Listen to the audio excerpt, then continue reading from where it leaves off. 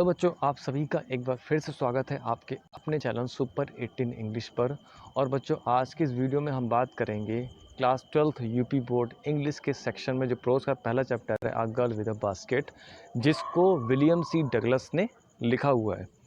बच्चों, जो a girl with a basket का हिंदी में मतलब ये है एक टोकरी वाली लड़की। ठीक है, तो इस वीडियो में हम इसके हिंदी में एक्सप्लेनेशन को देखेंगे वन बाई वन। ठीक है, तो ज़्यादा ना टाइम वेस्ट करते हैं, हम सीधे टॉपिक पर बात करते हैं। बच्चों, जैसा कि लिखा हुआ आप देख रहे हैं, I had left new Delhi for the Himalayas. लेखक कह रहा है कि मैं नई दिल्ली से हिमालय जाने के लिए रवाना हुआ।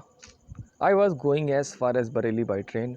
मैं जहाँ तक बरेली जा रहा था ट्रेन से, and then by car to Ranikhet. और उसके बाद मुझे कहाँ जाना था? रानीखेत जाना था कार से।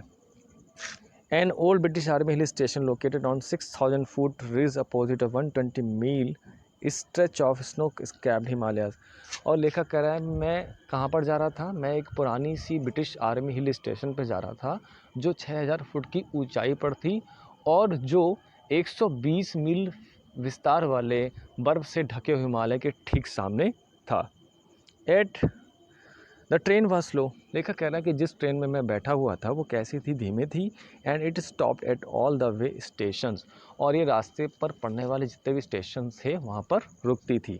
एट एवरी स्टॉप, और हर एक स्टॉप पर, मतलब जब ट्रेन हर स्टॉप पर स्टॉप होती थी हर बार, I swung open the door of my compartment. तो कह रहा है कि जो मेरा कंपार्टमेंट था उसका जो दरवाज़ा था मैं उसको धक्का मार करके खोलता था, यानी कि स्वंग ओपन करता था। एंड वॉक द प्लेटफॉर्म, और प्लेटफॉर्म पर चलता था। फिर बच्चों लिखा हुआ है, the platforms were the people, Sikh, Muslim, Hindu, soldiers, merchants, priests, potters, bakers, hawkers. कह रहा है प्लेटफॉर्म पर बहुत सारे लोग थे, कई सारे लोग थे, जिनमें से आपके सिख भाई थे, मुस्लिम थे, हिंदू थे, सोल्जर्स थे, सैनिक थे, मर्चेंट व्यापारी थे, प्रियस यानी कि पुजारी थे, पॉटर्स कुली थे, बेगर्स भिखारी थे, एंड हॉकर्स यानी कि फेरी लगाने वाले थे। Almost every one was bear foot. वो कह रहा है कि लगभग हर एक व्यक्ति बेयर फुट था, यानी कि नंगे पैर था।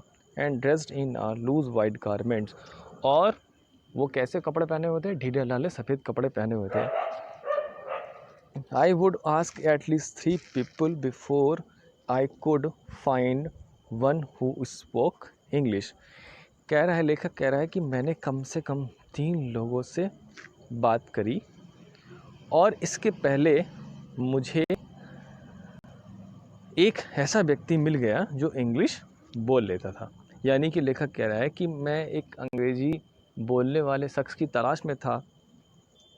ठीक है, तो उससे पहले क्या हुआ, मैंने कम से कम 3 लोगों से बात करी। मतलब अंग्रेज़ी बोलने वाला शख्स मिल तो गया, लेकिन उसने उसके पहले कम से कम 3 लोगों से बात करी।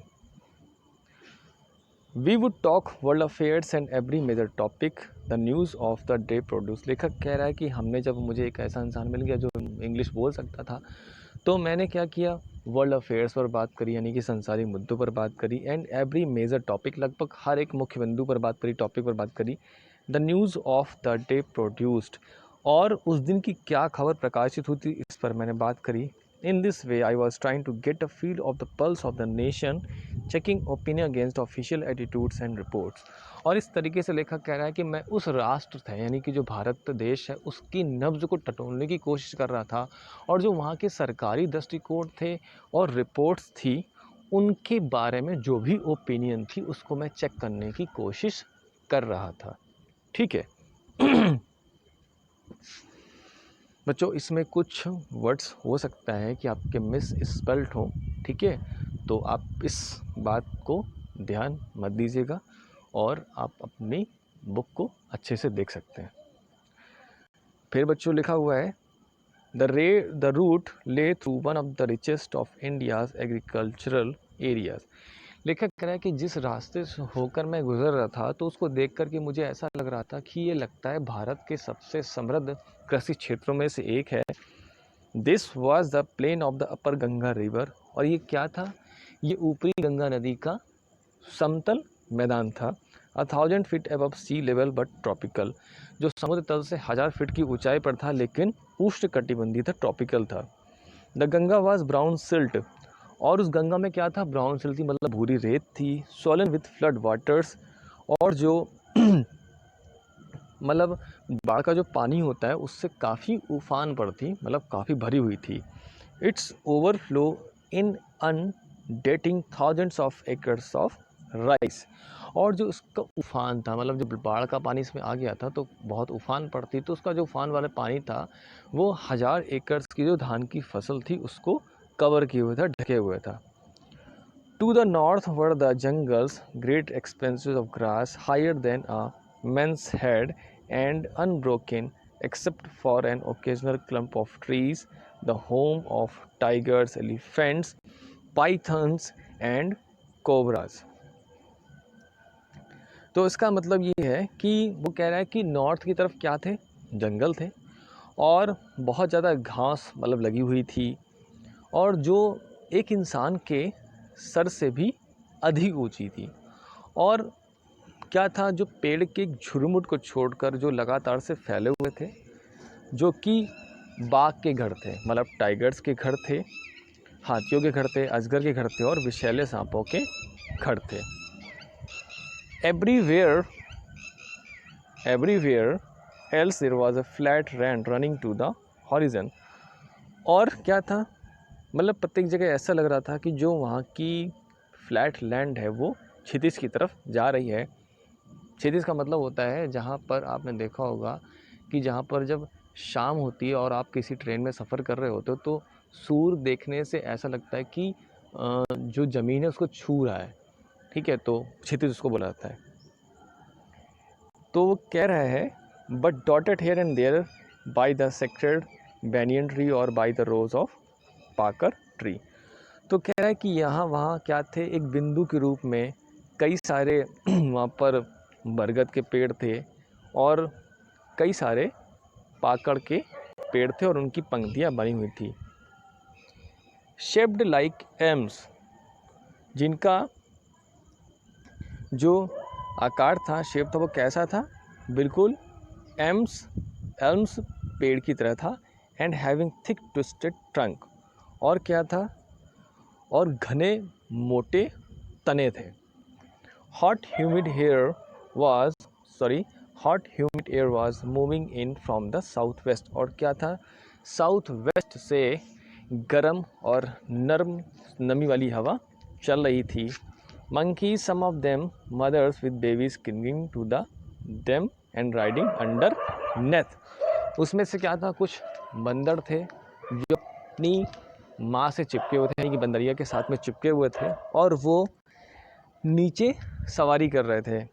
संग of trees at the stations, और जो स्टेशंस पर पेड़ लगे हुए थे वहाँ पर संग ऑफ कर रहे थे, मतलब एक तरीके से झूला झूल रहे थे।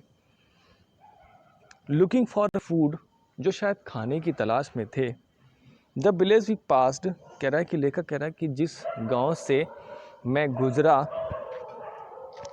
Had walls made of mud mix with water and cow dung. कह रहा है कि जो वहाँ की दीवारें थी, गांव की दीवारें थी, वो पानी और गाय के गोबर से बनी हुई थी।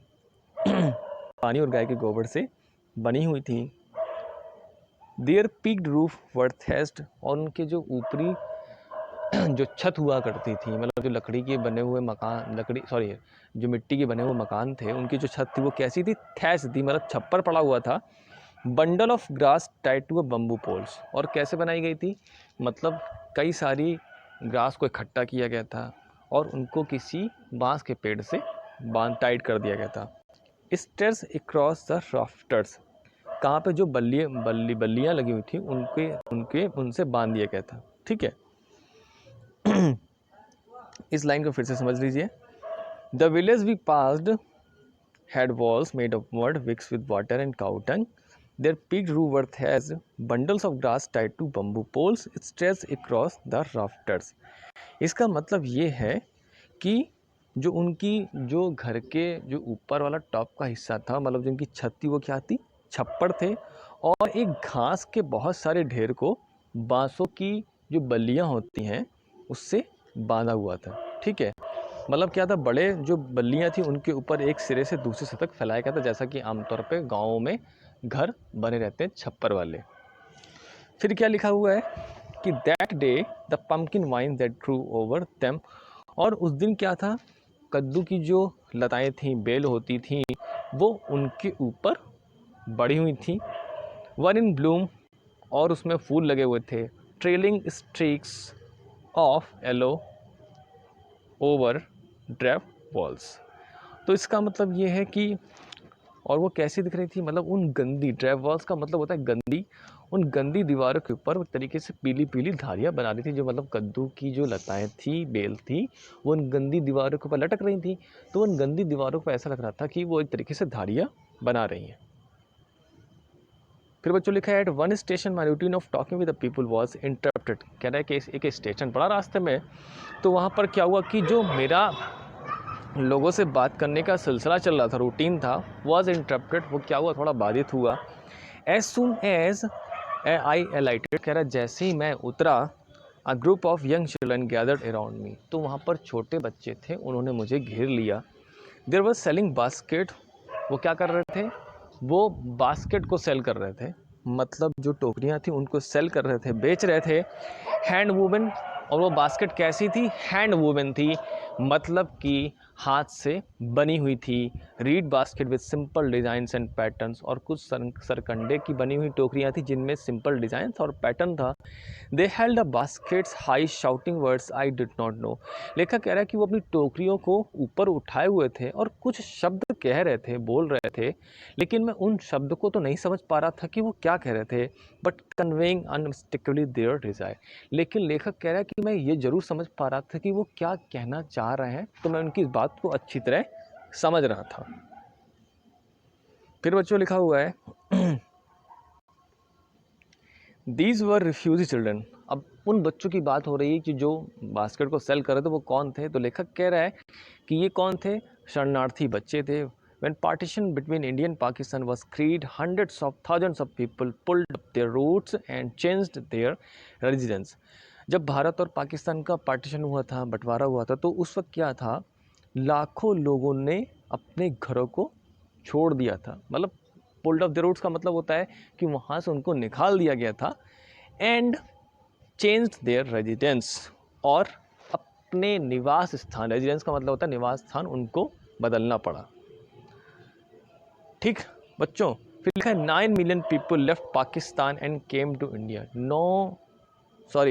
90 लाख लोगों ने पाकिस्तान को छोड़ दिया, एंड केम टू इंडिया, और इंडिया आ गए। Driven by the fear of religious fanaticism, मतलब क्या था, वहाँ पर धार्मिक कट्टरपंथी ज़्यादा थी, तो इस डर से वो लोग वापस यहाँ पर आ गए।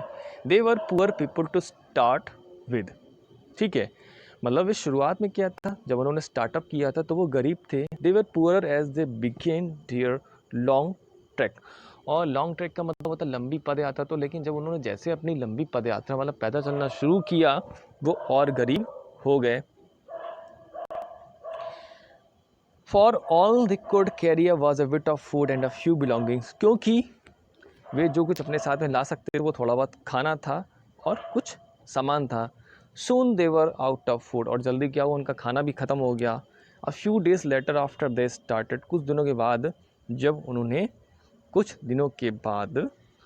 उन्होंने जैसे ही मतलब चलना शुरू किया, they began to fall by the wayside from the weakness of hunger, तो वो साइड पर गिरने लगे भूख से कमजोरी के कारण। मतलब जो भूख से कमजोरी होती है उसके कारण वो साइड पर गिरने लगे। जाहिर सी बात, अब इंसान कमजोरी फील कर रहा होगा तो वो कैसे आगे चल पाएगा। And died where they fell, और जहाँ पर भी वो गिरे वहाँ पर मर गए। And died where they fell, जहाँ गिरे वहाँ उनकी मौत हो गई। फिर बच्चों लिखा हुआ है, the children selling basket were sons and daughter of the refugees. अब जो ये बच्चे टोकरियाँ बेच रहे थे वो कौन थे, ये कौन थे, मतलब ये उन शरणार्थियों के बच्चे थे, ठीक है। दे और देयर पेरेंट्स और relatives had gathered in the city, वे और उनके माता पिता या उनके और कोई सगे संबंधी शहरों में पहले से ही थे, इकट्ठे थे, ठीक है।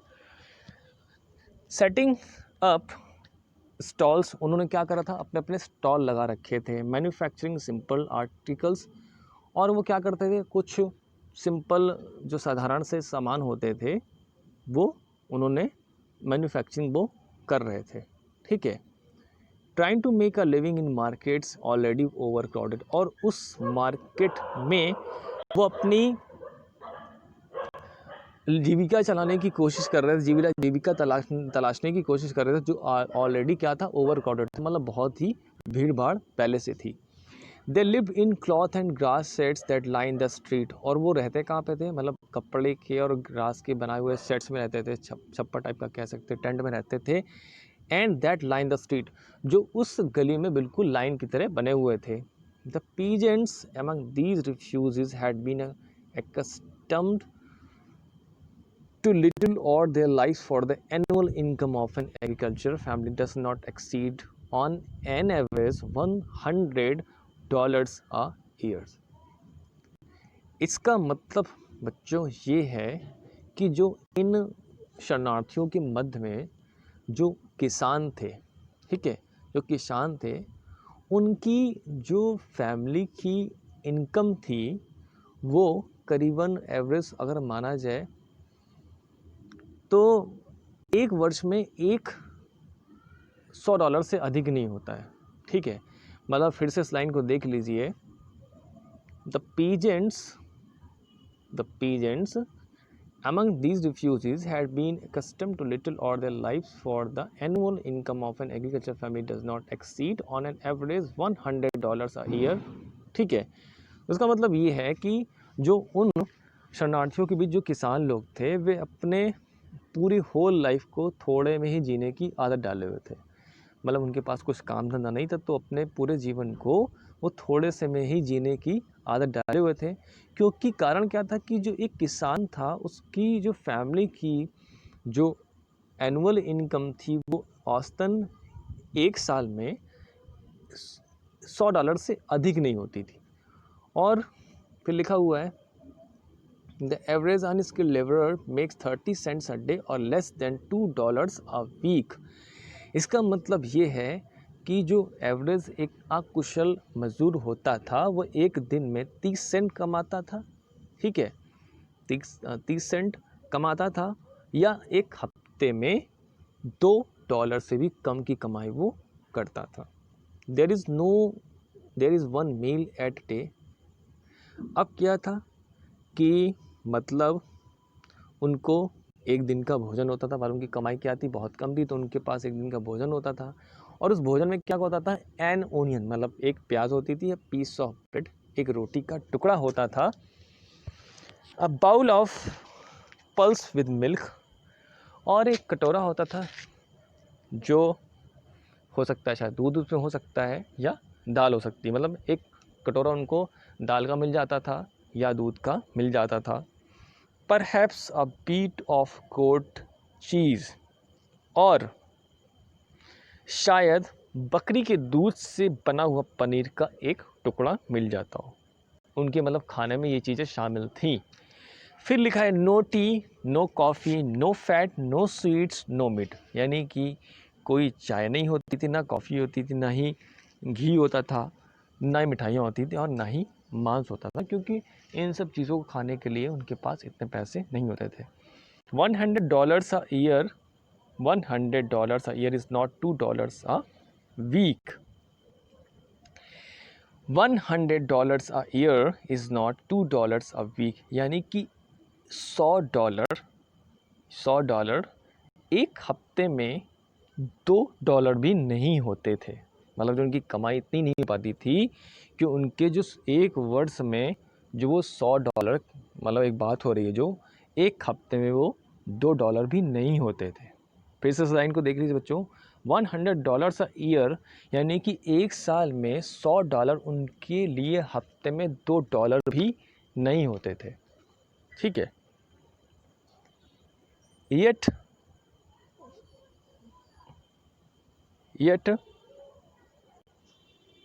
फिर बच्चों लिखा हुआ है, yet even that small amount is hard to earn by selling basket।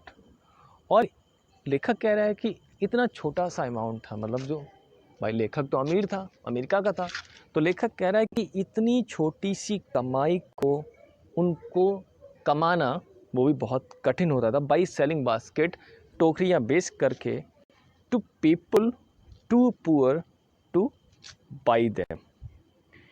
अब इसका क्या मतलब होता है कि भाई जिन लोगों को वो टोकरियाँ बेच रहे थे वो भी गरीब थे, तो उनके लिए कमाई करना टोकरियाँ बेच करके बहुत मुश्किल होता था।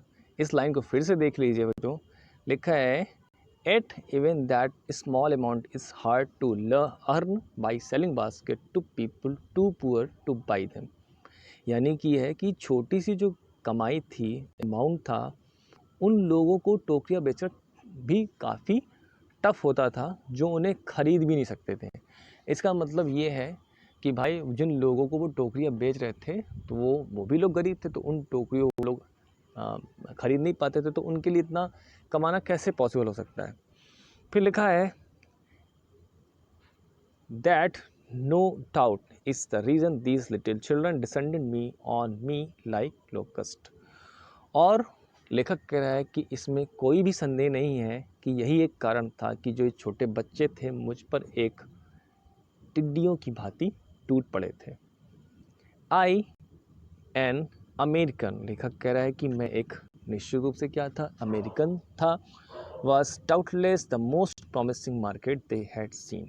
मतलब कि लेखक ये कहना चाहता है कि उन बच्चों के हिसाब से, क्योंकि मैं एक अमेरिकन था और मैं उनके लिए निस्संदेह रूप से एक अच्छा मार्केट था। मतलब उसको लेखक ये कहना चाह रहा है कि लेखक को लग रहा था कि जो बच्चे वो सोच रहे हैं कि मैं उनकी चीज़ों को आसानी से खरीद सकता हूँ। फिर बच्चों लिखा हुआ है I bought one tiny basket for a few annas. लेखक कह रहा है मैंने एक छोटी सी बास्केट खरीद ली, कुछ आने में खरीद ली। Another fruit basket for a bit more, और एक दूसरी फलों वाली टोकरी थी, मैंने और अधिक में खरीद ली। A beautiful waste paper basket for a rupee, और एक सुंदर से जो वेस्ट पेपर होता है उससे बनी हुई बास्केट खरीदी 1 रुपये में, ठीक है। A lovely sewing basket for a rupee, और एक सुंदर सी सिलाई के सामान जिसमें रखे जाते हैं, मतलब सेविंग बास्केट का मतलब होता है, सोइंग बास्केट का मतलब होता है जिसमें हम सिलाई के सामान को रखने वाली टोकरी मैंने खरीद ली, ठीक है, 1 रुपये में। A few fans for an anna, कुछ मैंने पंखे को खरीद लिया 1 आना में। और 2 अ पीस, ठीक है, 1 आने और 2 आने से मैंने खरीद लिया, 1 पीस खरीद लिया। लेखक कह रहा माई आर्म्स वर फिल्ड, लेखक कह रहा कि जो मेरी भुजाएं थी, मतलब जो मेरे हाथ थे वो फिल्ड हो गए थे, भर गए थे। And I had not spend for 50 cents, और मैं कह रहा कि मैंने इन सब चीज़ों को खरीदने के लिए 50 सेंट्स भी खर्च नहीं किए थे।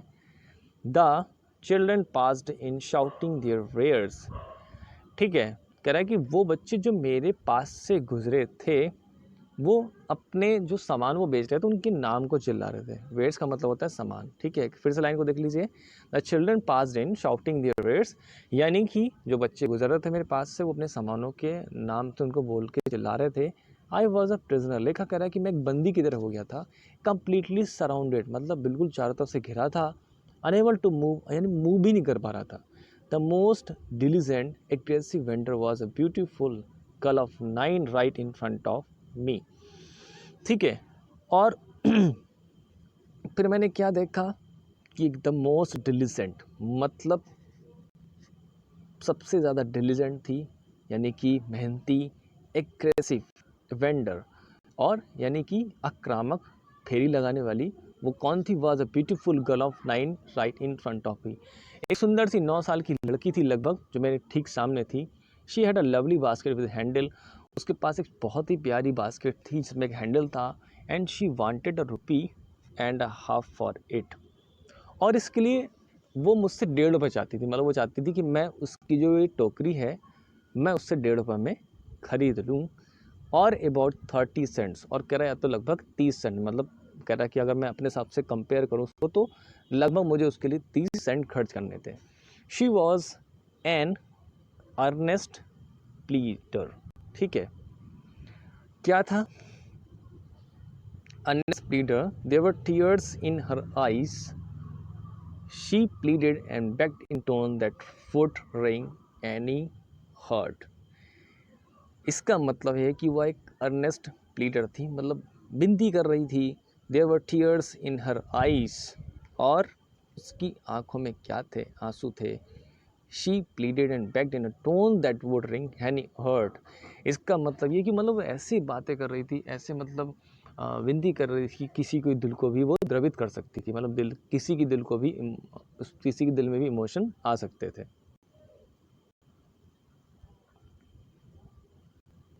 फिर बच्चों लिखा हुआ है, माई आर्म्स वर फुल। कह रहा है कि जो मेरी बाहें थी वो फुल थी। आई हैड नो रूम, मेरे पास कोई मतलब दूसरी टोकरी खरीदने के लिए जगह नहीं थी। I had no room let along any need for another basket, और मुझे चक्कर क्या था कि मुझे और कोई दूसरी टोकरी की ज़रूरत भी नहीं थी। Balancing my basket and fans on my left arm. तो कह रहा है कि जो मैंने सामान लिए होते, बास्केट और फैंस लिए होते, मैंने अपनी लेफ्ट आर्म पर उसको बैलेंस करते हुए I reached into my right coat pocket. मैं अपनी जो दाएं कोट के जेब में मैं पहुंचा and got a handful of change, और मैंने चेंज मुझे मिल गया, मेरी जेब में पड़े हुए थे। परहैप्स 15 सेंट्स इन ऑल, लगभग लिखा कर रहा है कि शायद 15 सेंट से ऑल आसपास। Which I deposited in basket that the young girl held imploringly before me. कह रहा है कि वो मैंने उसमें डाल दिए, उसकी बास्केट में, जो लड़की मेरे सामने लिए हुए थे बास्केट। कह रहा है मैंने अपनी जेब से कुछ पैसे निकाले, मतलब रेज़गारी निकाली, और मैंने उसकी टोकरी में डाल दी जो मेरे सामने वो किए हुए थे। ठीक है, फिर लिखा है, I try to explain that I could not buy the basket. लेखक कह रहा है कि मैंने उसे बताने की बहुत कोशिश करी कि मैं तुम्हारी टोकरी को नहीं खरीद सकता हूँ, but extended the gratuity as substitute. ठीक है, इस लाइन को फिर से देख लीजिए बच्चों। लिखा है, आई ट्राइड टू एक्सप्लेन, यहाँ से देख लीजिए बच्चों।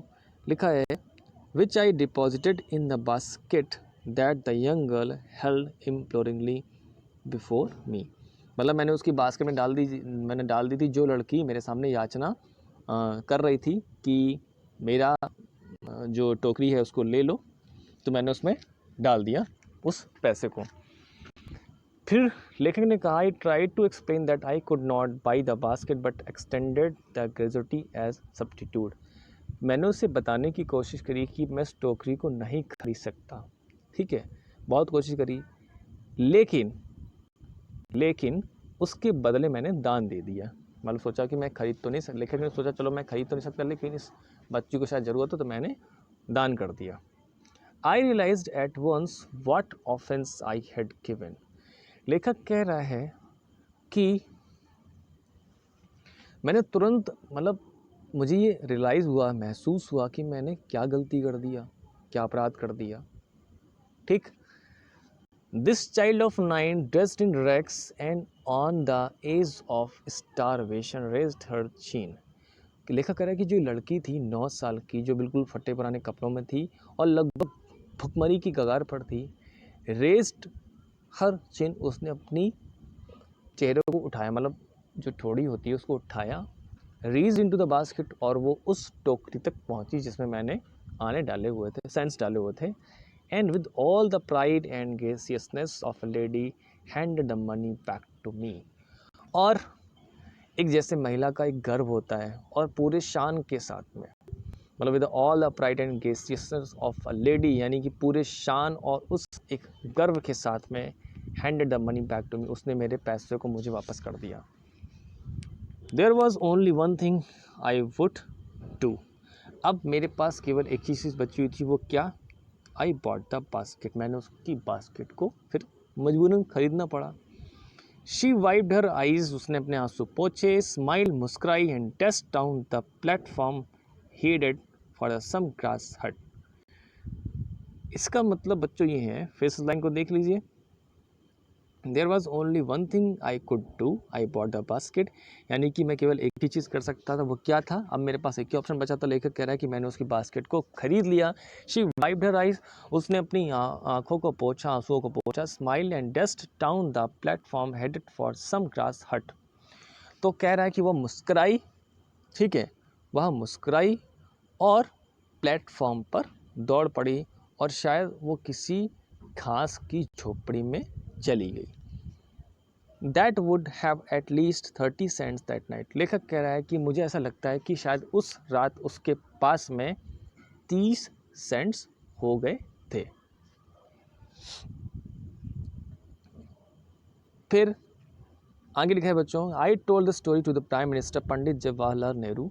कह रहा है कि लेखक कह रहा है कि मैंने ये कहानी पंडित जवाहरलाल नेहरू को बताई, जो कि उस वक्त उसके इंडिया के प्राइम मिनिस्टर थे। आई टोल्ड हिम, मैंने उनको बताया, आई टोल्ड हिम, मैंने उनको बताया, it was one reason that I had fallen in love with India. कह रहे यही एक कारण था जिस कारण से मुझे भारत देश से प्रेम हो गया था। The people I saw in India, those in villages as well as those in the high office, have both pride and lively sense of decency and citizenship. लेखक कह रहा है कि जिन लोगों को मैंने भारत में देखा, those in village, चाहे वो गांव की बात हो, शायद ही साथ वो उन ऊंचे पदों पर बैठे हुए हाई ऑफिस की बात हो, मतलब जो भी ऊंचे ऑफिस हैं, शायद वहाँ की बात हो, उन दोनों ही लोगों में मैंने क्या देखा।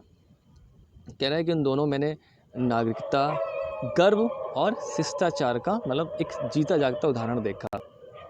They also have a passion for independence.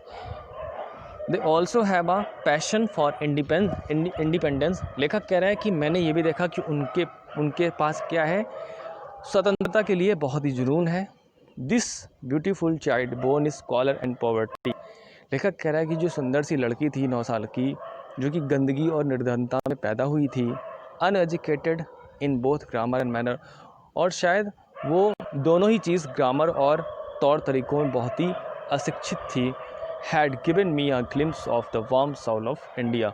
और उस लड़की ने मुझे इस भारत की एक वार्म सोल की झलक दिखला दी, मतलब भारत की जो नम आत्मा होती है, उसने मुझे उसकी झलक दिखला दी। ठीक है बच्चों, तो मुझे आशा है कि आपको ये एक्सप्लेनेशन बहुत अच्छा लगा होगा बच्चों। और आज के वीडियो में बस इतना ही। अगले वीडियो में एक नए टॉपिक के साथ में मैं फिर से आपके साथ में हाजिर होऊंगा। तब तक के लिए हैव अ नाइस डे।